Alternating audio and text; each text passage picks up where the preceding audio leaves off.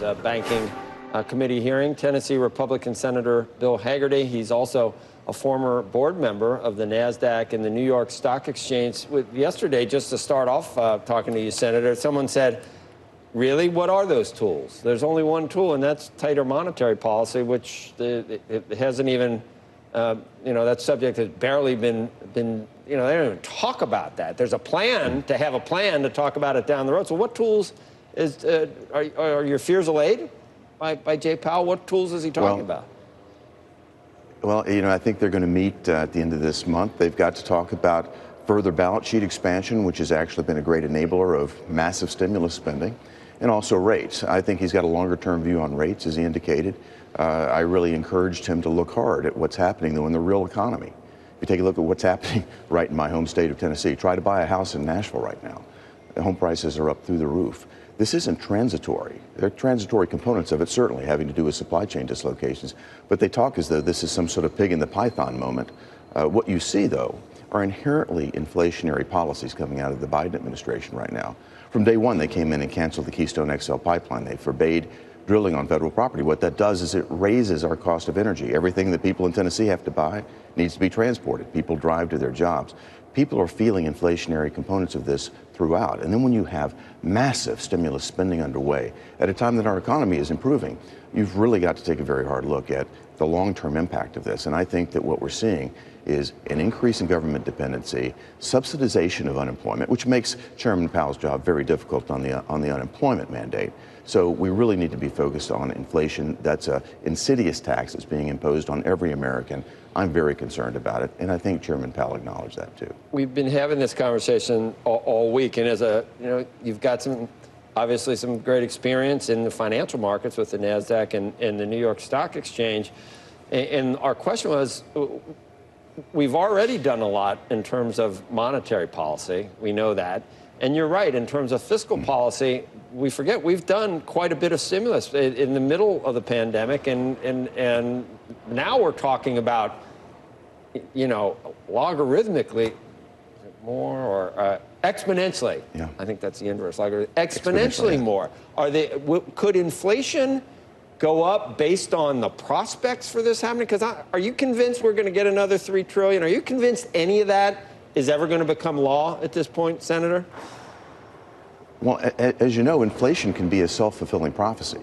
Okay. It all has to do with expectations. And I think people in my home state, I think people across America are feeling this. If they look at things that they buy every day, they're more expensive tomorrow than they're going to be today. It's creating a sense of panic as people make long-term business decisions, medium-term business decisions, as families make their own decisions. So I am concerned about inflation becoming a very, very real concern. And as I said, an insidious tax, and more stimulus spending only increases that. I guess I was asking you as a senator to handicap, do the 10 Republicans that did this bipartisan, had that agreement, does that go through at 600? And then through reconciliation, do they do another, whatever it is, or is it 800? I don't know, it comes up to 4.1 trillion. Is that going to happen? It's going to be a massive number. And what would that mean? What would that mean if we did 4 trillion? What would inflation be a year from now if we did that? Well, we saw what happened in March. In March, a $1.9 trillion package, that's roughly 10% of our GDP that they want to dump right into the economy at a time that our economy is rebounding. Now they're talking about doubling that number at least. 20% of our GDP at a point when we just had month over month. If you annualize from May to June, that's a 12% inflation increase. We haven't seen the likes of this sort of inflation since Jimmy Carter's days. Now, I get what Chairman Powell is saying long term. They want to see us at a 2% inflation target. We've way overshot that. And I think we need to be very, very cognizant of that before we consider any more sort of stimulus spending that's being discussed right now. I mean, you pass Senator Manchin in the halls, don't you? What do you say? Do you say hi, or do you? What are the prospects that no Republicans are going to go for that reconciliation? Will You're they right be able about to, that. You're right will about they that. be able to hold on to all the Democrats? And what number would be possible? We know that they were never going to get 6. So Bernie sort of was a stalking horse to say 6, and then we're supposed to feel good about 4 or 3. What number really is passable and who could they get to Manchin, or could Republicans get to Manchin and Sinema to tell them to, Senator Manchin's saying the right things right now. He's saying whatever we do needs to be paid for. He doesn't want to see more inflation. You talk about 3.5, 4.2, whatever the number might be.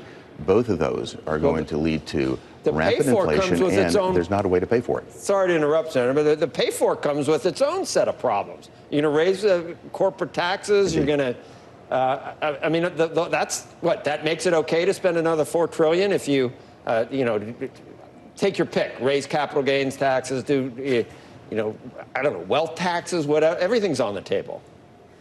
No, it's not free. And it all has a negative impact on economic growth. Right. It's not free at all. You're exactly right. Well, so, but what do you really, there, even at $4 trillion, the left flank is not going to be satisfied. So something is definitely in the works, and I just wonder what that means in your view for where we're sitting 2 years from now with inflation.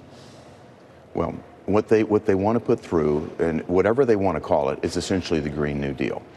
They want to raise death taxes. What they're going to wind up doing with their energy policy, again, is making America less competitive. They want to do away with fossil fuels. As you mentioned, they've got capital gains proposals there that will absolutely freeze capital in place. What this does is it pushes American jobs offshore. What I want to see is America become the most attractive place in the world to invest capital. Capital investment begets jobs and economic growth. That's what we need to see. That's what we need to incentivize in America. This policy that's embedded in this massive stimulus package that they're talking about, again, the Green New Deal disguised, is going to have exactly the opposite effect. You think that things change with the next midterm? Do you think that, and by then, will it be too late with some of this stuff? I think things are definitely going to change in the next midterm. You already see the pendulum moving back. I think Americans are waking up, again, back to the original topic of inflation. People are feeling this at home every day, and every good, every service that they buy, when they go to the pump, when they drive to work, when they try to buy a home, this inflation is a massive tax on the middle class, on every American. They feel this, and I think they're going to vote in 2022 with that in mind, and I think there's an incredible opportunity for the Republicans to retake the House and the Senate. I'm going to work my heart out to make sure we do that. All right, Senator, you're so nice. Isn't he nice? I think it's some of the flamethrowers you got in that, more in the House maybe. But we appreciate. Not necessarily. Yeah, maybe not. Wonderful to be on with you. There are, and I mean, Nashville is awesome. There's a reason why prices are going up down there. It's a great, awesome city. Greatest state in the nation. Is it? Is that, I hear that a lot from, depends on where the senators are from, whether it is, but no, that is wonderful. It is great state of Tennessee. You've got an open invitation to come visit. An open invitation to come visit. I like, there's about 4 or 5 cities I love down there, and I used to go through the Smokies as a kid, and it's one of my favorites. Thank you. Beautiful Appreciate there. it, Senator. Yeah, thank you. So what do you think goes